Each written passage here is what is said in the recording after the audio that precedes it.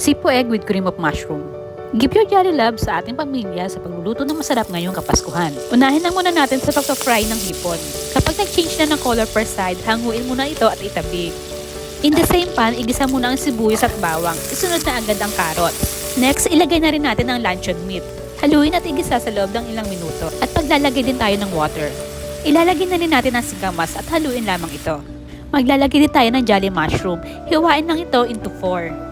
Pag okay na, i-add na rin natin to sa ating niluluto. At ang magpapasarap sa ating lutuin, maglalagay tayo ng jolly cream of mushroom na siya magpapakreamy sa ating sipo egg.